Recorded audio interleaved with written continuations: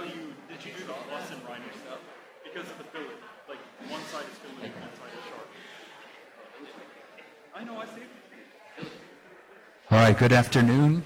We're at the final lecture of the year. I have a couple of announcements first before we get into the meat of the afternoon. We've had a really busy year in the department. We have a lecture series that's back on track. Hopefully this will continue from here on out.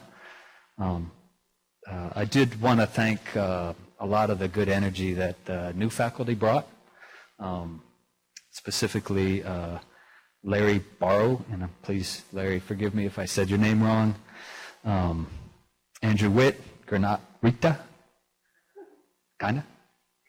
Close. Marianne and James Kerestes, and Sean, that I forgot to put the name down. It's been really a lot of energy into the department. I think everyone really appreciates what you guys have done. The final project review, master's projects, will be April 28th, all day. It'd be great if we had this many people wandering the halls that day. We will have outside critics, both professionals and academics, participating. It's a really high energy day. Please, you're welcome to join the reviews, the discussions. We think it would be great. After today's lecture, there'll be a gallery opening out in the hall. What's it called? What's the name of the lectures? I mean, the gallery? Adapting the New Game. And that will be Andrew. So there's a sign out front. Then after that, right around 5, there'll be a food truck, Slop on Top, that will be pulling up right here on the west steps for some slop. You're welcome to participate in that. So tonight's lecture, James Kerestes. He's a licensed architect, LEED approved. He has all those good credentials. He has over 10 years of work experience. His own firm, blok+WERK, which we'll be talking about tonight. He'll be presenting that work. He has a Master of Science from Pratt Institute in Brooklyn. He has a B.Arch from Syracuse. He has previously taught at Princeton University, UPenn, Pratt. He's collaborated at these institutions with the Dean of Princeton, Alejandro Zaero-Polo, Jesse Reiser, Winka Doubledam, chair of the Penn. I'm sorry, these are names that are not in my wheelhouse. Other than that, I would just like to welcome James, and thanks for all the work you've done. So.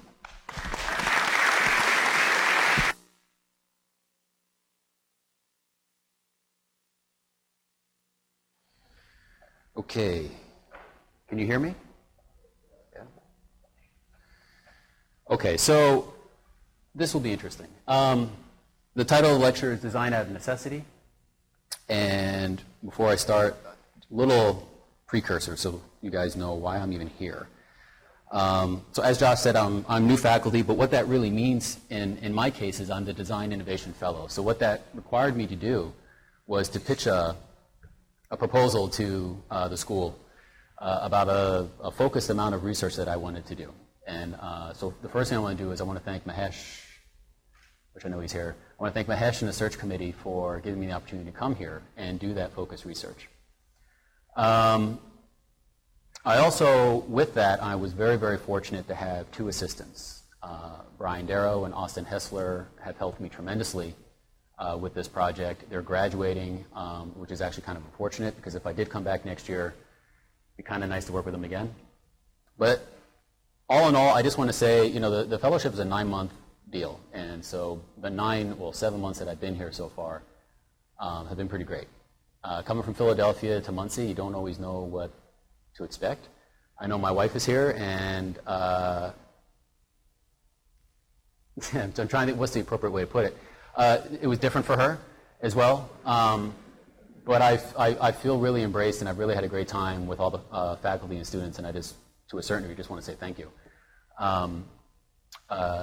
But since my wife is here, I do want to thank her for putting up with the fact that I've been gone for 9 months, and I know when I'm home for the summer and I have nothing to do, that's a lot of laundry and other things that I'll probably have to make up for. So, okay, so what I'm going to attempt to do is take 3 parts, three kind of general concepts and kind of mash them together into a less than 50-minute, hour-long talk. So it's basically a 3-part lecture. The first part, I'm going to talk about current and future environmental conditions and why I think that's important. And the second part, I'm going to talk about what role I think the profession is playing in that or not playing in that. And then I'm going to show you a case study that really is just scratching the surface of how I plan on maybe taking a stab at dealing with the first part, the environmental issues. The first thing I'm going to do, and my students know this very well, that I am always referring to movies, which is good and bad. 1, either they know the movie, or 2, it really shows how old I am because there's so many of you who don't know the movies that I know. So Star Wars is one of them. But we took care of that. So the first thing I want to show you is something that does influence my work a lot, and that's cinema. And so we're going to start off with a brief little clip from the movie Blade Runner. This is 1982.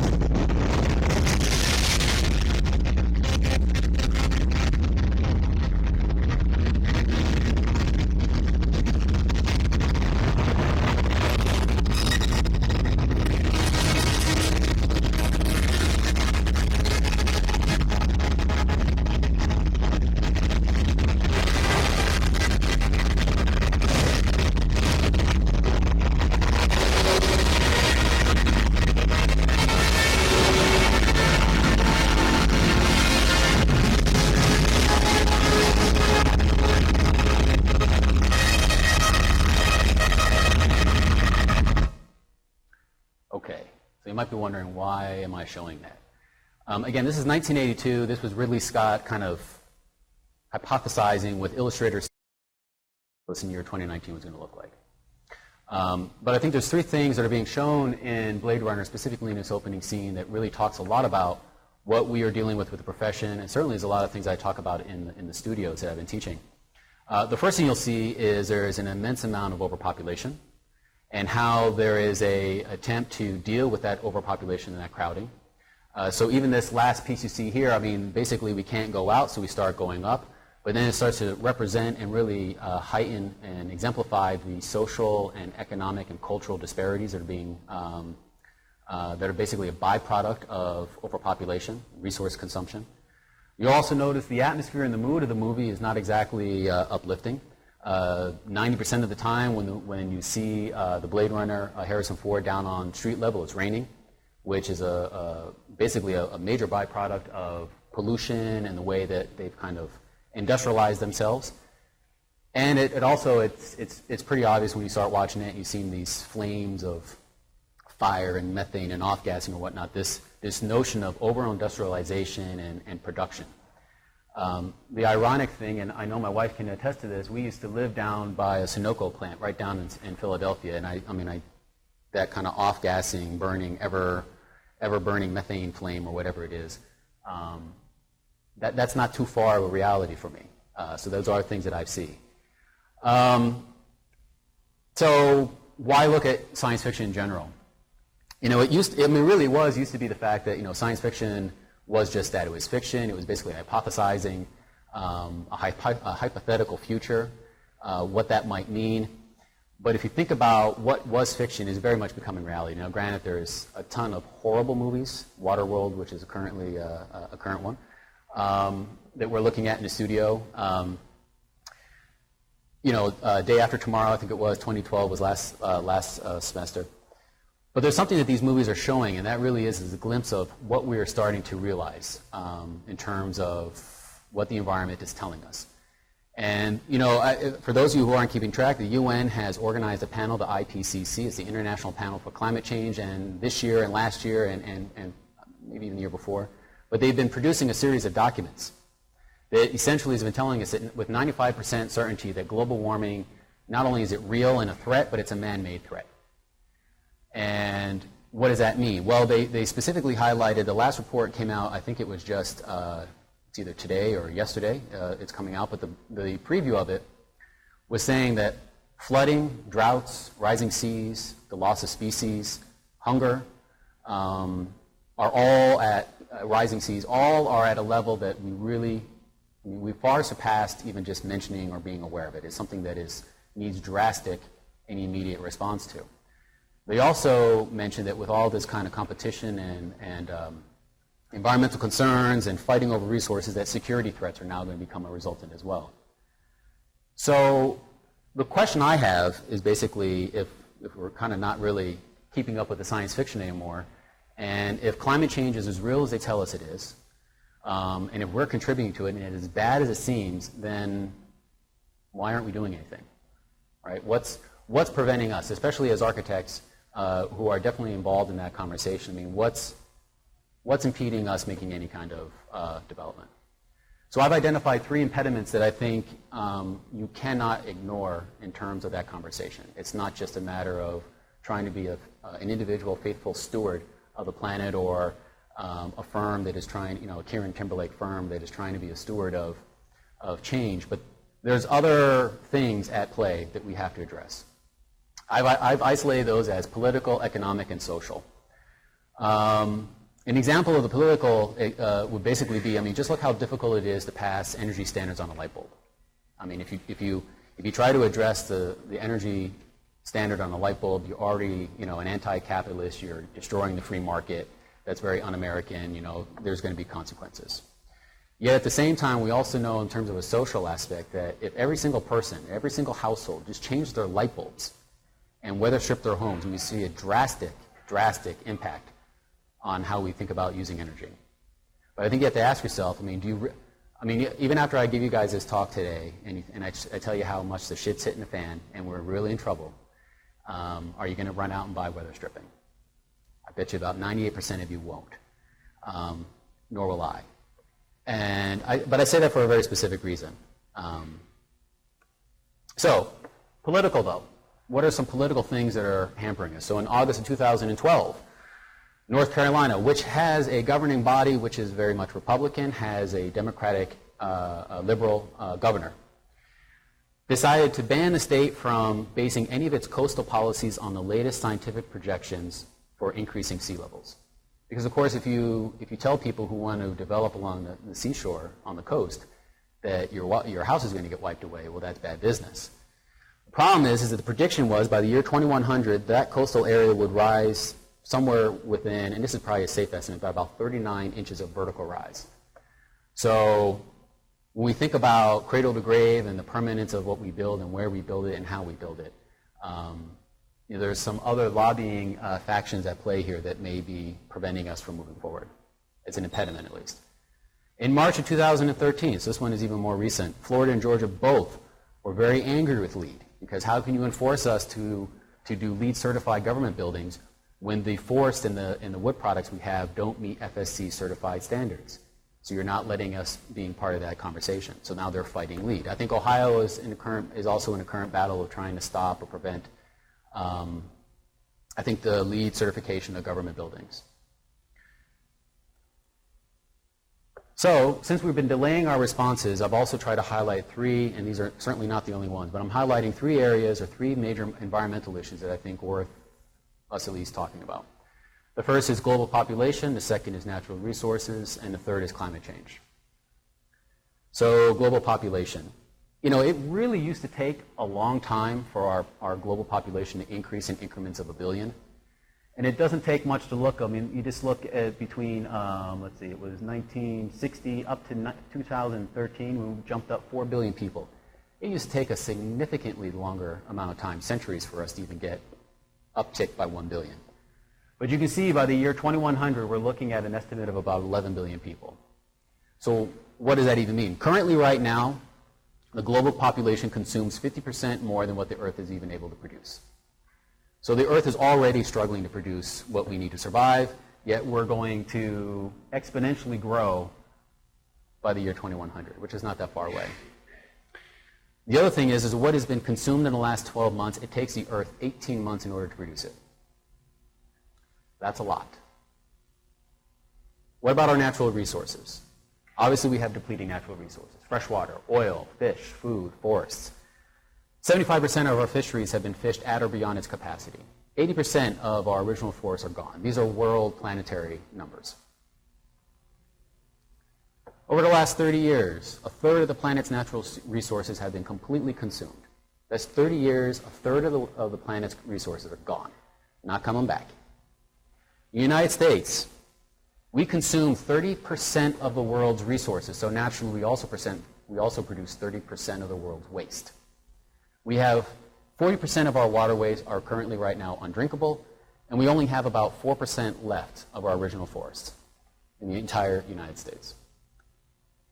I don't know you guys, but when I started researching these things, this has been something I've been interested in for quite a while. You start to really ask yourself, what can you do, right? Or why doesn't anyone else care? Maybe it's helped also, I've kind of gotten rid of cable for a while. But climate change. Again, if you're really curious about all the hardline facts, and I realized this was going to be very depressing, so I tried to siphon out a little bit, do a little bit of editing. But if you look at the UN report, the IPCC report, it's more depressing reading. So maybe in the summer when you're not working on finals. But we have an increase in global temperature, we have immense amounts of air pollution, and we have rising sea levels. So I think the big question is, this is Philly, this is Septibus, this is Walnut Street. I only asked my wife because the Sephora is in the background. If you don't know what that is, that's makeup.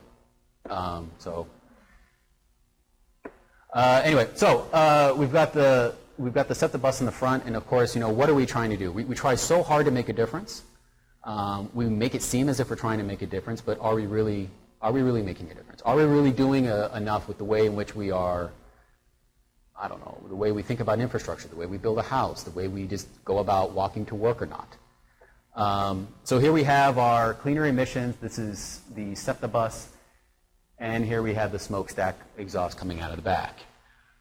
I would argue, and this may not be super popular, but I would argue this is what we do. This is our current approach in architecture towards green design and LEED. And I will talk about that more. One of the things I did in preparing and thinking about this is I have been reading some science fiction novels, and this is from Isaac Asimov's The Gods Themselves. And this touches base a little bit about the social aspect that I mentioned previously. And there's a section of the book. So if you haven't read the book, basically what the book is about is they have developed this type of energy that allows us to produce endless amounts of clean energy. Unfortunately, there's kind of these dual realities. It's a science fiction book, so there's these dual realities and all this. But the long and the short of it, there's a scientist who figures out that basically this means of production or energy is actually going to kill us. It's a doomsday device.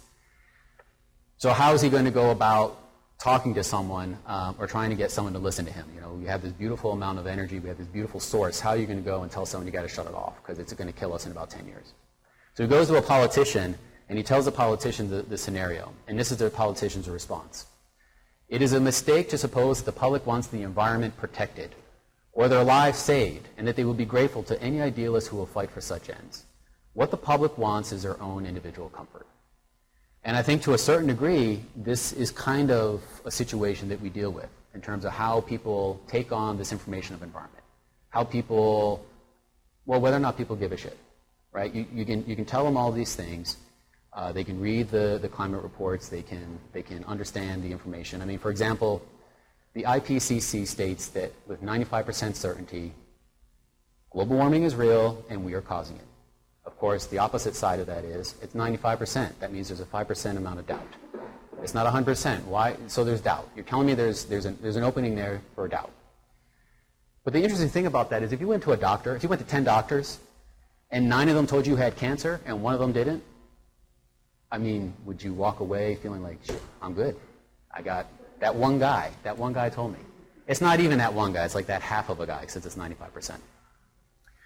So the question is really, is LEED as a practice? I myself am LEED certified. I'm a LEED AP with a specialty in building design and construction, and I have been for 8 years, I believe, 8 years, 6 years. And one of the things that just came out recently was LEED had celebrated the fact that we had 3 billion square feet of green building that is now LEED certified. 3 billion square feet. But we just had one of the most damning reports from the UN in terms of climate change and how we are approaching and dealing with climate change. So that really makes me question, as a profession and as a discipline, how are we really trying to take a drastic, progressive, aggressive approach to climate change in the way we think about planning, design, and building? And really, are we just putting a Band-Aid on a very big gaping wound, which is basically the SEPTA bus? I mean, a simple example of that would be that households which are in transit-oriented areas, say in a city like in Philadelphia where I live, I mean, I will still save more energy and save more on emissions than a house in suburban sprawl that is bells and whistles fully green. So there has to be more than just, LEED certification. So again, I refer back to the roadblocks that we face, right? Again, they're social, they're economic, and they're political. So another little story from Philadelphia. The Comcast Tower was built 2007, I'm not sure. It's 5, 6, 7 years, last decade. The Comcast Tower is a 58-story building, high-rise building. It is the tallest, or one of the tallest LEED certified buildings in the United States. I think it's gold certified. When they were building the Comcast Tower, 58 floors, they wanted to use only waterless urinals. The plumbing union realized that that was a very bad idea. Why was that a bad idea? Because then the plumbing union was going to have a significantly less amount of copper tubing to run through the building. So after all these fights and after all this litigation, the compromise was we will install the waterless urinals, but we will also install all the copper tubing just in case the waterless urinals fail. 58-story building filled with copper tubing it does not need. So I wonder a little bit then, I mean, I look back at Buckminster Fuller, who wasn't an architect. But one of the things that Buckminster Fuller said when he was doing a Dymaxium home back in, say, the 60s, so the only reasons houses have been rectangular all these years is because that's all we can do with the materials that we have. Now with modern materials and technologies, we can apply the same efficiency that we do with suspension bridges and airplanes. But another movie reference, this is Edward Scissorhands. This is a lot of what we do. And I think the big question is, why is that happening? Now in Philadelphia, again, we have not been helped by the economy. In Philadelphia, we have a significant amount of delinquent city-owned properties. And all I see, every time I go home, it's deja vu all over again. It is a 2 to 3 story brick townhome with wood construction, with a 2-story extruded front, fake stucco, nasty-looking, so-called Philadelphia reinterpretation of a townhome. And they are everywhere. And they are not green, they are not LEED certified, and they are not being built by architects. That's the big thing. And the question is why?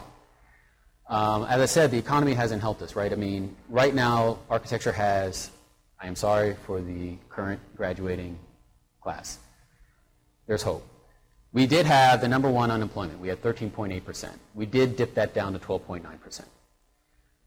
We have seen, and I also have been part of it, we have been in firms where there is leaching and there is purging going on in those firms. The question is who is being taken out of those firms? One, if you look at your pyramid chart of a firm and the corporate structure, first swath goes out the bottom. That's those entry door, last one's in, first one's out, unfortunately, people, which are typically cheap, young professionals. Then there's also another swath. Eventually you have to take a swath somewhere out of that 2/3, and that swath ends up being professionals who are not developing their skills to match where the profession is potentially going. That's technologically, that's materially, and that's also with fabrication.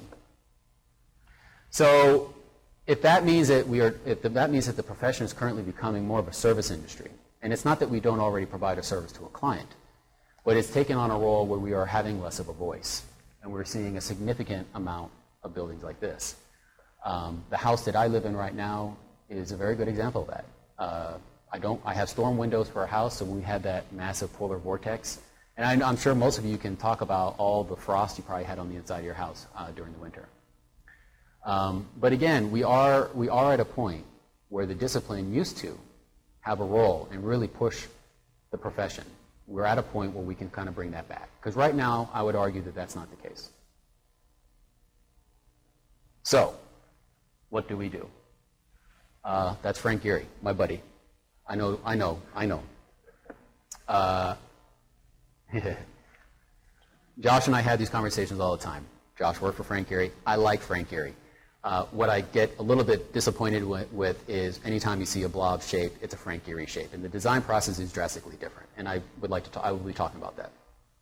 But what can we do? And I would argue that right now in the current paradigm of green building, one of the problems that we're having is we're not really having a realistic discussion about what the climate and the environment is going to look like in the coming decades or in the distant future. So what do we do? And I think one of the first things we do is we get rid of that word sustainable. Because as I already said, the way that we use sustainability, we cannot sustain our current way of thinking. Sorry, Brian.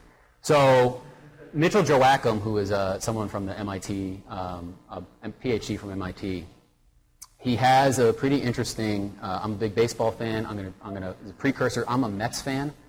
So for any of the Cubs fans, I feel your pain to a degree. But the term sustainability, right? So Mitchell Joachim has this analogy where he talks about what does that really mean. So he pinpoints the Chicago Cubs. So, the Chicago Cubs have a storied history. This is significantly sold out crowds. I mean, they're somewhere in the hunt for the playoffs or somewhere in between. They are a very sustainable business. They are a very sustainable team. I'm a Mets fan. However, the New York Yankees, the evil empire, 26 world championships. So why is it that we keep thinking and producing and designing like the Cubs and not being more progressive and aggressive and designing and working like the Yankees? I think part of that comes down to the way we think about our profession in general. This is another movie reference that I know is way old. For those of you who like The Odd Couple, of course we see Odd Couple. We have some Twilight Zone actors here. I want to pinpoint the gentleman in the middle, which is Henry Fonda. This is a still from the movie 12 Angry Men. And the reason why I'm bringing this up is, architecture, and the architect in particular, always is looking at a design problem from a variety of different issues and from a variety of different scales. And the antagonist in this film is Henry Fonda, and he's an architect. Basically, the film itself, it centers around a young boy who's being accused of killing his father. And the entire movie takes place just in the jury room. And it's these 12 men who are telling us the story and telling us the evidence. But they don't have, it's all circumstantial. There's no clear-cut eyewitness, the boy did it. There's a lot of circumstantial evidence that the boy did it, right? I mean, part of it is pseudo-racist. The boy was from the bad side of town. He wasn't pure white. He lives in a broken home. He must be a criminal. So we have jurors that are following that kind of disgusting methodology. Then at the same time, we have others who just want to go and see the baseball game in the afternoon. Actually, I think it was the Cubs. But it's the architect. It's Henry Fonda's character. It says, well, wait a minute. We really need to look at all the pieces in the puzzle, all the scales. And he's the one who actually starts to provide the doubt. When the movie first starts and they go into the jury room, there's 11 people who say the kid's guilty, and it's Henry Fonda who says, no, I'm not prepared to give that verdict yet. And as he starts to strategically look at all the evidence, he basically turns, spoiler alert, he basically turns the jurors, all 12 of them, into a not guilty verdict. So I kind of bring that up because I feel like that is what we can do. This notion that architects are not, that they don't have the possibility of being well known, that architects don't have the possibility to let their voices be heard. I think this is kind of a funny little dig at Kohlhaas, but at the same time, everyone knows who Kohlhaas is, thanks to the Olympics, and lots of people know who Zaha are, Frank Gehry, and whether you like their work or not, they have a voice. And there's no reason why anyone in this room can't develop a voice that is fighting for the same things that we see that are impending problems, such as the environment and how our profession is looking at it. Okay, enough of all that stuff. So now I kind of took on the opportunity to do a case study. Like I said, the case study is very much, it's really, really scratching the surface of where it needs to go. And that excites me, but so you're basically going to see something that is only taken to a certain route. If I come back next year, which is still being determined, then I certainly will be pushing even further. I know I pitched. Mahesh is tired of talking to me, trust me. So in terms of taking, the case study and the research itself was like, okay, we have all this context, so how can we then take an architectural approach to extreme conditions? And I took extreme climatic conditions and specifically air pollution as one primary constraint that I was only going to focus on in terms of the research. Obviously, once I get through this, then I would introduce another constraint. And that very much ties into the design process that I do myself and I also try to teach, this kind of iterative and cyclical way of design. So, since I'm using air pollution, the first thing was to try to understand that as a climactic condition, what are the things that we're dealing with? This is a map that actually came from NASA that is an atmospheric computer model. And what it basically is showing you is the average number of premature deaths for every, say, 386 square miles each year due to air pollution. But this is also between the years of 1850 and 2000. So unfortunately for us, we are not exactly in a great spot. The dot could be a little bit bigger.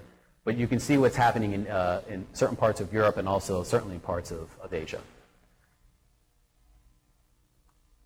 So what exactly is air pollution? There really are 5 components. Carbon monoxide would be the 5th component. What I'm showing are just 4. You have particulate matter, ozone, nitrogen dioxide, and sulfur dioxide. These are all things that are byproducts of manufacturing, cars, just the effect that the sunlight has on ozone and on the air and how that starts to create dangerous air conditions, coal, you name it. You name it, we are producing it. So for example, ozone kills just about 500,000 people a year due to chronic lung disease, chronic heart disease, asthma, on and on and on. Particulate matter, that actually that's a little better. That's 2.1 million people a year die from air pollution. The thing that's kind of interesting too is that the CO2 measurements that are being recorded now are the highest ever experienced by any modern human. So obviously these things aren't getting better. So what are ways in which you can start to think about addressing extreme atmospheric conditions in the way of design and construction? And this was kind of my starting point. I developed a basic primitive, and to be perfectly honest, the shape doesn't really even matter because I very much focus on adaptability and how surface and geometry and construction can adapt and have, to a degree, a conversation between itself and its context. So I started with this kind of a primitive. Like I said, the origin of the shape really doesn't matter, but in this case, it had to do with how it would respond to air pollution as a constraint. So in order to test this, I developed a series of techniques and processes. 3 techniques and processes in particular. The first one is to take this geometry and embed it with a behavioral logic, a form-finding behavioral logic, and I'll explain that in a second. The second is once I got a byproduct, or once I got that surface condition, I would then be able to rationalize it using scripted conditions. And then once that is done, I can do a qualitative analysis of what I have in terms of, and a qualitative analysis in terms of atmosphere by way of a particle simulation. Okay. I've kind of gotten away from the zebras. My students know that I like to look at nature a lot because nature has told us a lot about design. And a lot specifically about how an individual object or a living organism can live, adapt, and evolve in its context. So why am I showing a camel? One of the reasons I don't show the zebra is also because there's controversy now, thanks to Josh, about why zebras have stripes. I'll tell you what Gernot and I believe. So zebras have stripes because their primary predator is colorblind, so the black and white. They have vertical stripes for 2 reasons. 1, they're in the context of grassy plains, and 2 is because when they run into in a pack, it's significantly harder for a lion to pick out just one. The other thing is it's natural air conditioning for the body as well. And supposedly it has something to do with these bugs. So I'm diverting myself away from the zebra and I'm going to the camel. That, and it's also making an awesome face. So Granat has this dog that kind of looks like this, but much smaller. But the point is when the point I'm always trying to make is, if you're looking for form, if you're developing form in your projects, how are you finding the form? And then how is that form adapting, responding to the context in which it's in? So again, if I look at a camel as a organized system, a material construct, and how it's been put into a context and now needs to be able to survive. So as an example, a camel can close its nostrils in order to keep the sand out. It has long eyelashes because of sand. It also has a significant number of blood vessels that are just under the skin that helps it cool its blood. That's pretty neat. Well, I think it's neat. In architecture, and I don't really drink all the Greg Lynn Kool-Aid, but there's some very, very significant things that he introduced into the design process that a lot of us are looking at now, and certainly spawned out of the early 90s from Columbia. So for Greg Lynn, he had this conversation, which is for us computational folks, kind of the Bible of animate form. And in animate form, he really talked about a design process that is looking at, you have a dynamic context, so should you not also be looking at least a form that can be dynamic and responsive in the same way? So one of the primary examples that Greg Lynn uses is a boat. Now, a boat might be in the water for a variety of different reasons, and it may have a variety of different functions, and may be at a variety of different scales. But each one of those constraints would have a resultant on what the boat would basically turn out to be. The biggest issue is when you're designing a boat, of course, is that it can be in the water. So when you design a boat, you are looking at the multiplicity of forces and factors that are coming in from the water, multi-directional waves hitting it, force and things of that nature. So the whole has to a certain degree, be able to predict to a high level of percentages worst case scenarios. It has to be able to optimize itself to a degree. Is there going to be a condition where the boat's not going to be able to take it? Absolutely. That's why evolution has also knocked up a couple animals. But the long and the short of it is the boat is trying to be a fully functioning machine, both inside and out. And the context is having a big part of the conversation in which this boat should come to look like. I also look at Goethe and his metamorphosis of plants. And the reason for that, and this is something we're looking right now in the fourth year studio, is this idea as well of understanding form and the various iterations form takes over time.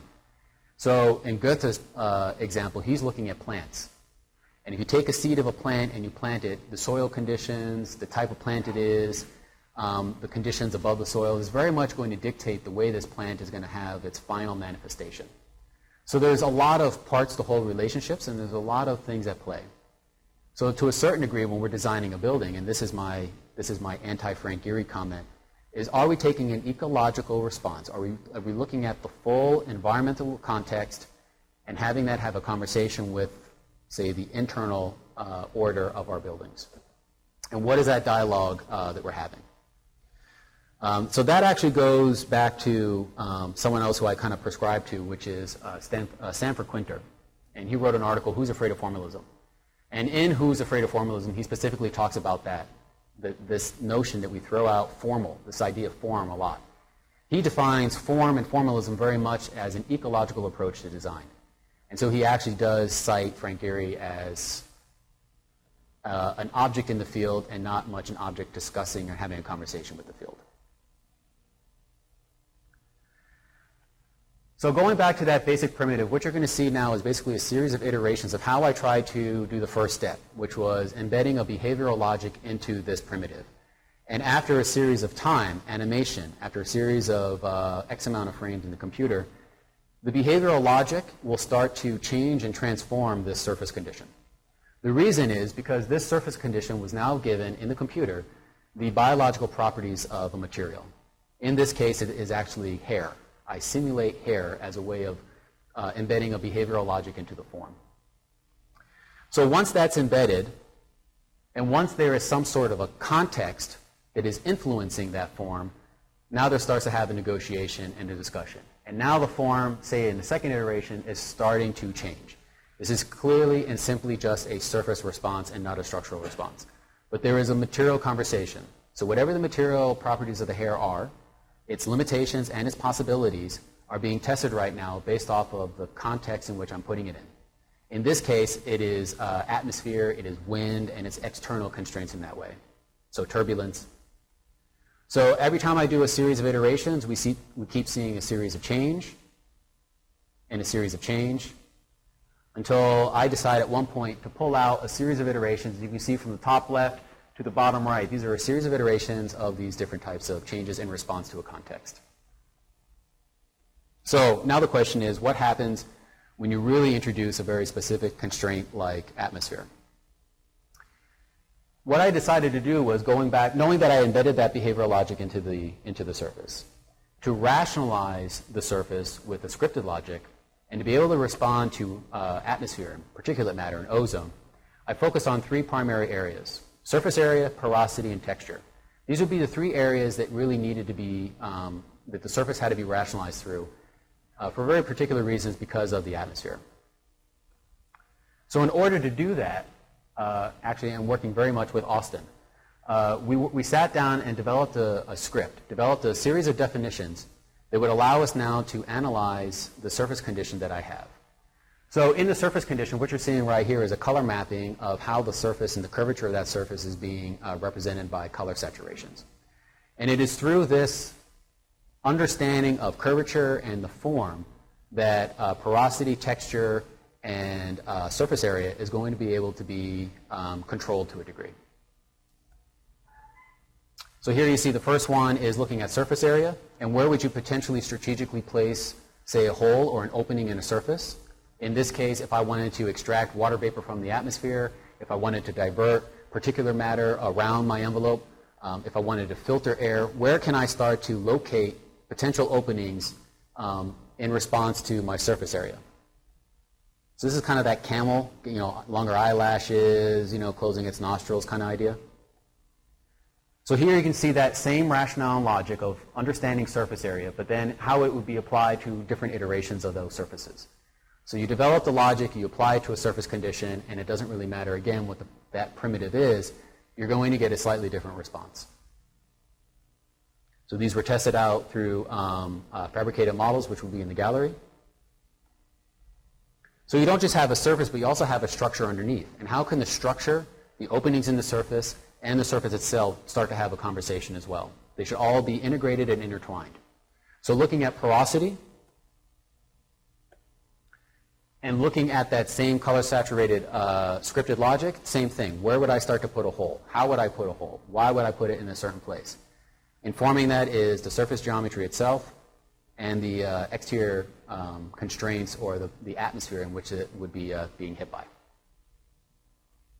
So the byproduct of that is basically, say, on the original primitive, this kind of Voronoi structure.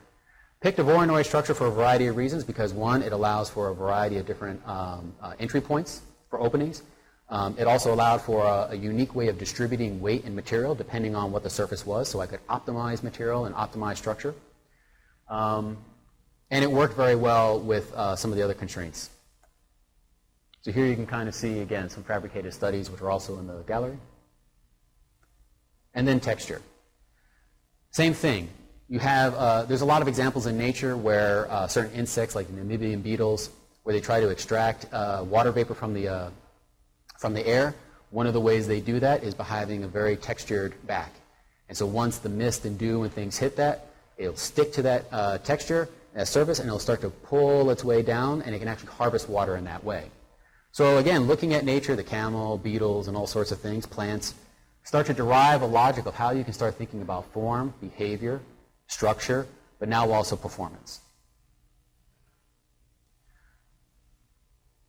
So the end byproduct is this. There's a surface condition where there's a very specific reason why there's a hole, why there's a bump, and why there's a certain kind of texture. So the surface area is very much dictated by the curvature of the surface. The holes, the size, their location is also very much informed by the geometry, and also the location of all the normals or those hairs. So for example, if you pick one little location, say like this guy, this hole right here, you'll notice that the texture and the normals, the hairs around it, are scaled to a certain size and are also scaled at a certain length. So there's a logic as to where they're placed, the response that they have because of that, and what they're adjacent to. So if I move the holes around, the entire system would kind of make up the difference and re-optimize itself. So again, this is another example of that, that digital model now in a physical form. But that's all well and said, but if you're not testing this thing, you just have these kind of flimsy, whimsical kind of shapes.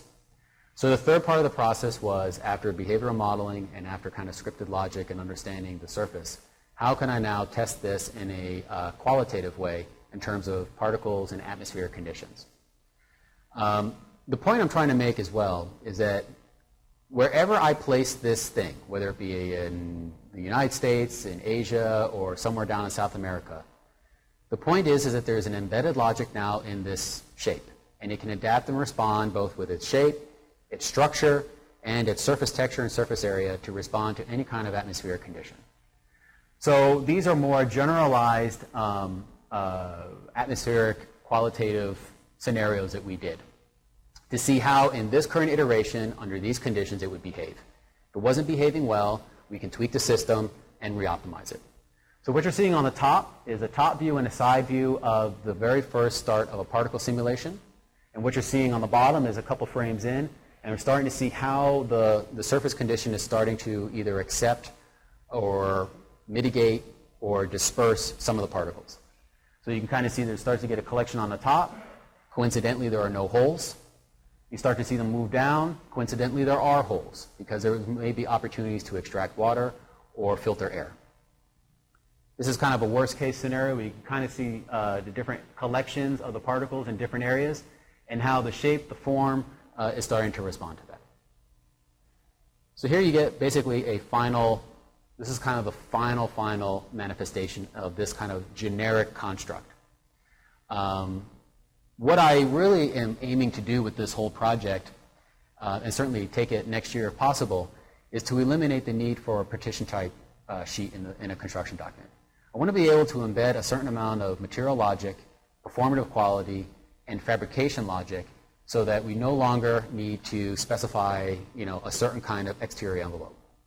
That's where I'm hoping this will go. That it basically is a rational way of addressing extreme external environmental conditions through this kind of surface condition, this new way of thinking about envelope. If the opportunity comes, so thinking ahead, one would be eliminating the partition type sheet. The second would also be thinking about how you would fabricate this. How would you pick a certain kind of material? How would you develop a molding and fabrication technique that's extremely optimal and is minimizing and is not being counterproductive to all the things I talked about in those first two parts? The last part then would also be to take this in less of a qualitative analysis but into a quantitative analysis, to really highlight and specify and find out very specific locations with very specific atmospheric conditions and see how to tune this material construct to those conditions. Okay, so the last thing, I'm pretty good, 50 minutes. So the last thing I'm going to show is a little video, and it'll only take a second. That, and I also did a lot of doom and gloom. So this video, I think, highlights some of the issues the profession is dealing with. This kind of highlights issues with client-architect relationships and how we think about our designs.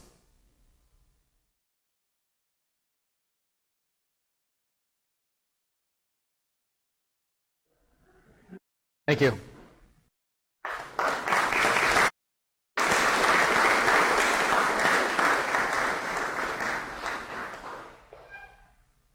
Any questions? Or should we just go to the gallery?